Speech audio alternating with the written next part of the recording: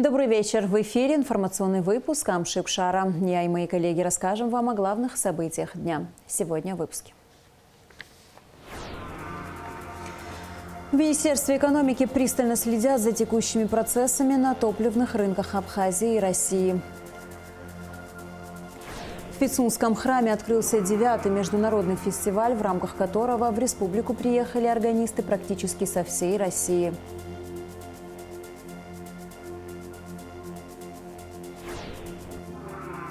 О гастролях Абхазского драматического театра в Республику Башкортостан.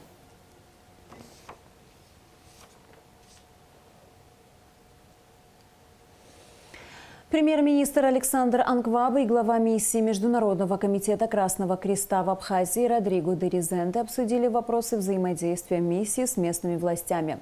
Родриго де Резенде выразил благодарность премьер-министру за оперативное решение вопросов, инициированных миссией на предыдущей встрече. Он подчеркнул, что это позволило существенно повысить эффективность деятельности миссии. В настоящее время миссия сосредоточена на вопросах установления мест захоронения лиц по согласованному списку, идентификации обнаруженных останков и поиску пропавших без вести в результате грузино-абхазской войны. МККК готов передать родственникам останки двух уже идентифицированных лиц. Александр Анкваб вновь подтвердил готовность правительства Абхазии к сотрудничеству. В Министерстве экономики пристально следят за текущими процессами на топливных рынках Абхазии и России. Об этом говорится в комментарии Минэко по поводу ситуации на топливном рынке страны. Возросшее потребление Минобороны России, плановая остановка нефтеперерабатывающих заводов и сезон уборки урожая вместе с логистическими проблемами на юге привели к тому, что регионы России и аграрии столкнулись с резким ростом цен и дефицитом, который усиливает двукратное по сравнению с прошлым годом увеличение сроков перевозки топлива по железной дороге. В то же время цена бензина АИ-95 на Санкт-Петербургской международной товарно-сырьевой бирже бьет исторические рекорды. Ввиду дефицита ГСМ на российском рынке по итогам консультаций с коллегами из России расцениваем ситуацию, складывающуюся в Абхазии, как тяжелую, но не кризисную. Имеющаяся в ведомстве информация позволяет отслеживать поставки. Министерство прилагает все усилия для решения первостепенной задачи – недопущения образования дефицита, говорится в комментарии Министерства экономики. Первый вице-премьер-министр сельского хозяйства Беслан Джиопо посетил машинно-технологическую станцию Гудаутского района, а также проинспектировал ход реализации проектов госпрограммы по развитию сельского хозяйства. Подробности в репортаже Лауры Капш. Министр сельского хозяйства Беслан Джиопо проинспектировал работу машинно-технологической станции в Гудаутском районе. Начальник МТС Нури Гуля рассказал министру о том, как устроена работа Гудаутской МТС на сегодняшний день и о том, с какими проблемами они сталкиваются. Стоит отметить, что здесь на сегодняшний день в рабочем состоянии 10 тракторов и 5 на ремонте. Также более 4 лет не работает гусеничный трактор. Техника у нас не хватает. Не хватает. Еще раз говорю, у нас 10 тракторов на ходу. На ходу. Еще 3 трактора у нас на ремонте. У нас 21 сел в Гудаутском районе. И еще раз говорю, если у нас будет 20 тракторов, и то не хватает. И то не хватает. Но мы как-то вот так вот стараемся помочь всем. Нури Гуля также отметил, что в этом году было вспахано более 400 гектаров земли. По сравнению с прошлым годом это очень мало, отмечает он. Мало спахано, я знаю, понимаю, но дожди были в начале сезона. Что успели, то успели. После того, как министр осмотрел машинно-технологическую станцию, он провел совещание с участием работников МТС. Нареканий в сезон, что не хватает техники или по ценовой политике. Ну, конечно, есть такая ситуация, но я хотел бы сказать, что в сезон его не хватает, когда идут посевные работы, или когда уборочные. Это вот 2-3 месяца весной и осенью то же самое. Остальное время, к сожалению, техника простаивает, и поэтому сказать, чтобы мы сейчас опять завозили новую технику, и она будет прибыльной, это, конечно, к сожалению, не приходится. Но, тем не менее, мы стараемся оказать помощь в виде запчастей, указываем в бюджете свои вот, в программе определенную сумму для того, чтобы как-то поддержать нашу сельхозтехнику. Далее Беслан Джопа проинспектировал проекты в Гудаутском районе, реализованные по госпрограмме. В конце подвел итоги. А после была продолжена инспекция в Гагарский район, но уже без участия министра. Лаура Капш, Алексей Кухова, Абхазское телевидение. Расширенный репортаж о поездке первого вице-премьера, министра сельского хозяйства Беслана Джопуа в Гудауту смотрите в ближайшем выпуске новостей. Союз политических партий и общественных организаций Абхазии сделал заявление по поводу провала референдума о недоверии президенту. 25 августа представители общественной организации Союза ветеранов и граждан Абхазии «Аяйра» выступили с заявлением, в котором утверждают, что ими было собрано более 10 тысяч подписей. Граждан республики Абхазия, но при этом они оставляют идею проведения референдума и в связи с этим переходят к активным действиям, направленным на сохранение Абхазии. Разумеется, говорится в заявлении Союза политических партий, под активными действиями подразумевается проведение акций протеста в различной форме. Исходя из вышеупомянутых фактов, Союз политических партий и общественных организаций Абхазии закономерно задает вопрос представителям инициативной группы «Аяйра». Почему народ республики так и не увидел заполненные подписные листы с более чем 10 тысячами подписей граждан? Если общественность республики Абхазия не ознакомится с подписными листами несостоявшегося референдума, то Союз политических партий и общественных организаций оставляет за собой право полагать, что инициаторы референдума сознательно вводят в заблуждение граждан нашей страны. Союз политических партий и общественных организаций считает проявлением гражданской безответственности призывы к акциям протеста со стороны тех, кто не удосужился продемонстрировать гражданскую поддержку со стороны более чем 10 тысяч человек, о которой заявлялось публично, подчеркивается в заявлении.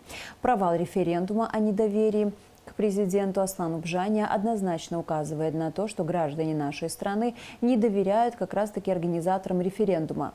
Союз политических партий и общественных организаций призывает все стороны политического процесса к диалогу и напоминает о бесперспективности конфронтационного пути. Безнадежные попытки некоторых оппозиционных активистов митингами и референдумом вовлечь народ в критику руководства доказали очевидный факт. Курс действующего руководства поддерживается большинством граждан Республики Абхазия. Это было заявление Союза политических партий и общественных организаций Абхазии. Гастроли Абхазского драматического театра открылись накануне в Уфе. 11 сентября, в день открытия гастролей, зрители столицы Башкортостана увидели спектакль «Пешком» в постановке народного артиста Абхазии Валерия Кови. Зрителям понравилась игра абхазских актеров, а местные СМИ высоко оценили спектакль. 13 сентября Абхазский театр покажет спектакль «Сария» в постановке заслуженной артистки Абхазии Мадины Аргун. На церемонии открытия выступила министр культуры Амина Шафикова, которая передала приветствие от имени главы республики Радия Хабирова. В своей речи генеральный директор театра Алхас Челоко передал всему народу Башкортостана самый дружеский, теплый привет от народа Абхазии и подчеркнул, что театр с вековой историей из Абхазии рад выступать перед уфимским зрителем. Мы планируем продолжить сотрудничество. Мы подписали с Башкирским театром имени Машита Гафури договор о взаимных гастролях, об обменных гастролях. Сначала они пригласили нас, и мы ждем их у нас. Пару лет назад к нам с гастролями приезжал театр оперы и балета, Башкирский театр оперы и балета. С большим успехом прошли их гастроли. Кассационная коллегия Верховного суда Абхазии оставила без изменения решение суда первой инстанции, которым было удовлетворено исковое заявление администрации города Сухум и признано недействующим решение Сухумского городского собрания о приостановлении выдачи разрешений на капитальное строительство в городе Сухум до утверждения генерального плана города Сухум в границах поименованных в нем территорий. Об этом сообщает пресс-служба Верховного суда. В пятницу, 15 сентября, на исторической поляне Мукашта пройдет фестиваль культуры и ремесел. Мероприятие организовано инициативными группами Очумчирского, Тхорчалского, Галского, Гагарского и Гудаутского районов при поддержке совместной программы ЕС и ООН по развитию сельских территорий и международной организации движения против голода. Начало фестиваля в 12 часов. Гостей фестиваля ждут лекции о появлении разных народов на территории Абхазии, об особенностях воспитания детей у абхазов, об истории абхазских игрушек и о народных музыкальных инструментах. Будут организованы мастер-классы по рисованию старинных этнических орнаментов, искусству и керамике, кузнечному делу, плетению корзинок, кулинарии, а также стрельбе из лука. В рамках фестиваля будет проведено соревнование среди команд школьников по старинной абхазской игре «Ахыл-Пахаз», а также концертная программа. Участниками фестиваля станут порядка 125 школьников из 5 районов в возрасте от 14 до 17 лет. В Фисунском храме открылся 9-й международный фестиваль «Органные вечера». В рамках мероприятия в республику приехали органисты практически со всей России – Москвы, Саратова, Нальчика, Барнаула. В фестивале принимает участие даже органистка из Австрии. «Органные вечера» – большой праздник и для самих органистов, потому что, учитывая их профессиональную занятость и востребованность, им не часто предоставляется возможность встретиться на одной площадке со своими коллегами. Фестиваль будет проходить по 16 сентября. В 19:30 наша съемочная группа приехала в небольшой, но очень красивый и популярный городок Пицунду, а именно к храму апостола Андрея Первозванного. Ведь именно здесь проходят знаменитые органные вечера. У кассы выстроилась большая очередь. Татьяна Тимошенко в Абхазию приехала с супругом из Кисловодска. Они с большим трепетом и интересом относятся к органной музыке. Татьяна отметила, что много лет хотела попасть именно в этот зал. И сегодня представилась эта уникальная возможность, но, к сожалению, билетов хватило не всем. Однако супруги не расстраиваются, ведь посетить органные вечера можно еще на протяжении 5 дней. Мы поздно пришли, билетов нет, очень мы расстроены, но мы очень рады за наших людей, за отдыхающих, что у них интерес есть к этому виду музыки, что уже билетов 300 человек, и зал полный, билеты проданы, но мы завтра придем. Мы все равно посетим, да. Вот. И еще очень интересный момент, что у нас, я прочитала в программке, что участник кисловодчанин этой программы сегодняшней. Ну, смешно, надо было приехать в Пицунду, чтобы кисловодского музыканта послушать, органной музыки. Ну ничего, мы дома слушаем и здесь послушаем. Концерты органной музыки в Пицунском храме – одно из самых посещаемых культурных мероприятий страны. Ежегодно фестиваль собирает под сводами храма известных исполнителей и любителей органной музыки. За минувшие годы фестиваль занял прочное место в культурной жизни Абхазии и подарил множество прекрасных вечеров. С каждым годом он расширяется, пополняется список участников, мастеров из Абхазии и всего мира. А аудитория становится более чуткой и обширной.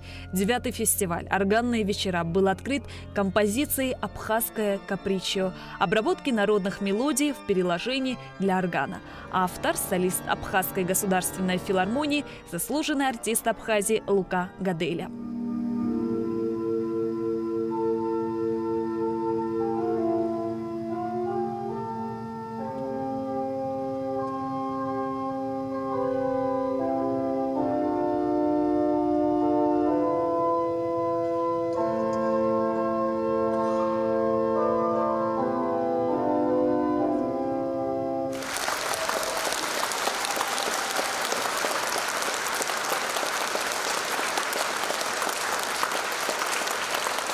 Органный вечер и музыка, звучащая на прекрасном инструменте, естественно, вписывается в интерьер старинного храма и удивительно уместно на древних землях Колхиды, между величественным горным хребтом и бескрайними просторами моря. Акустические условия для органа в концертном зале храме идеальны. Ежегодно программа фестиваля меняется. Также меняются исполнители концепции. В этом году в нем приняли участие профессоры консерваторий, лауреаты международных конкурсов, заслуженные деятели искусств, народные артисты, а также заслуженные артисты Абхазии и России. Тимур Карданов из Нальчика сыграл на органе 2 композиции Баха.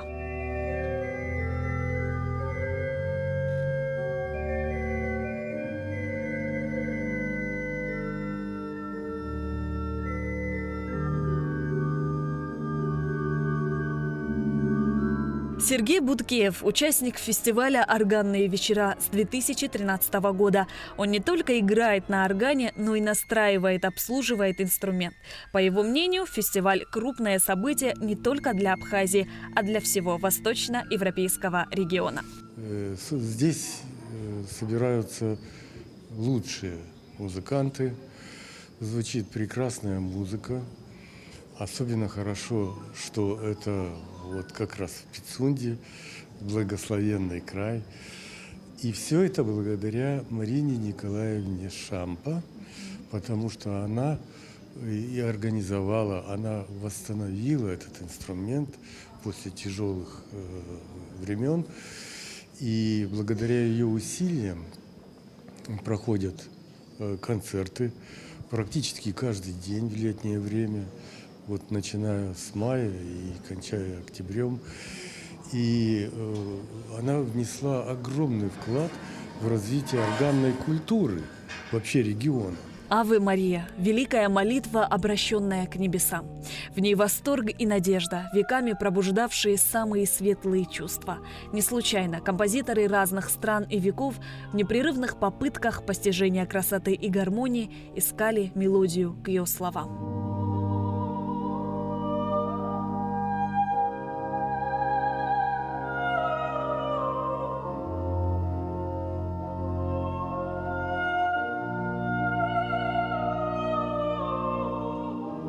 За 10 лет своего существования фестиваль стал заметным явлением музыкальной жизни всей Абхазии и не только.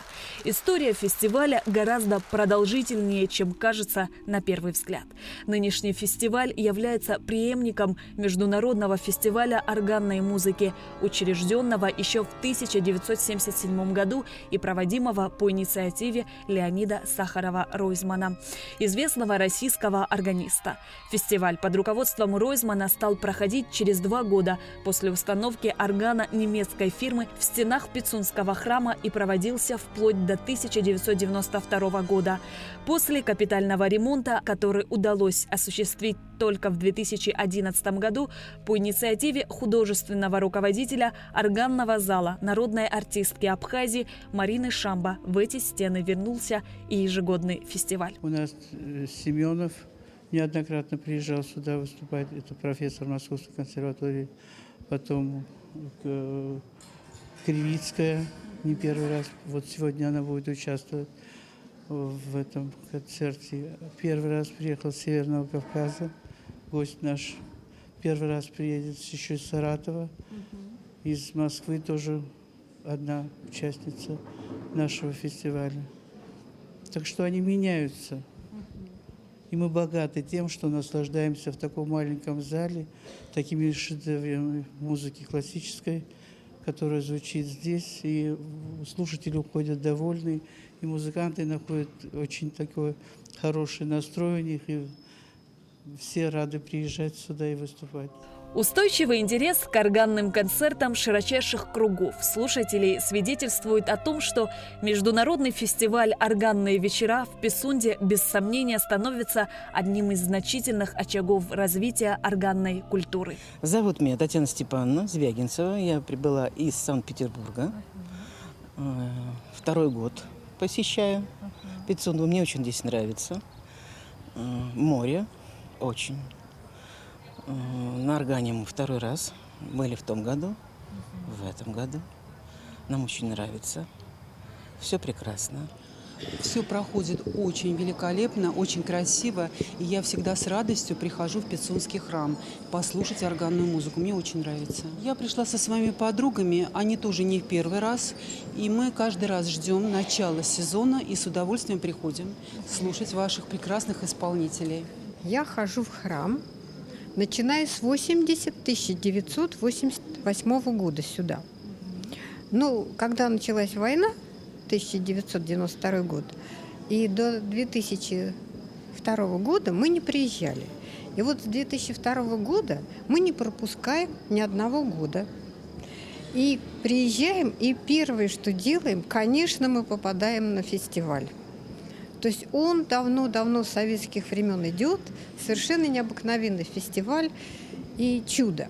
И самое большое открытие, это мое личное было открытие. Я открыла Луку Гаделия, когда он еще учился на 3-м курсе Московской консерватории. И я сказала тогда прошлому замдиректору этого всего комплекса исторического, что этот мальчик – звезда. И вот он действительно за все эти годы, наверное, почти 10 лет уж, наверное, почти прошло, мальчик стал звездой. Невероятный. Я помню все его концерты. А Кристиночкой Эшбой я вообще познакомилась совершенно случайно, когда она была девочка, ей было лет 12. Она все время пела. И я спрашиваю ее маму, Валю, говорю, Валюша, а кем хочет стать твоя дочка? Она говорит, она хочет актрисой стать, петь. Я говорю, да.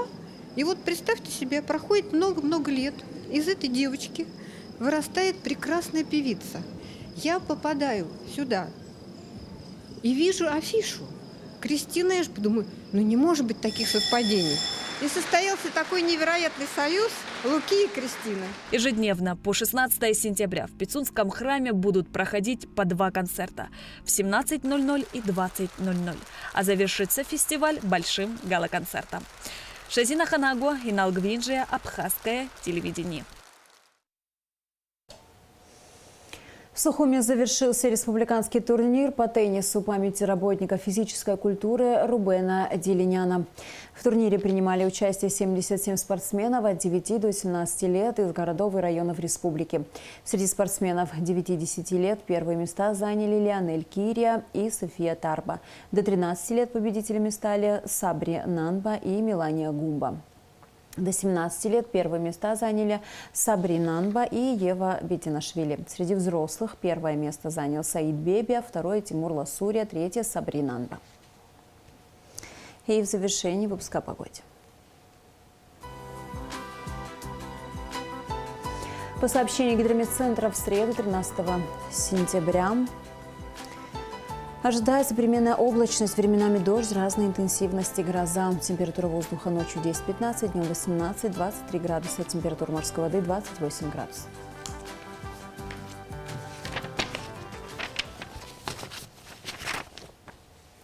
На этом наш выпуск завершен. До скорых встреч в эфире.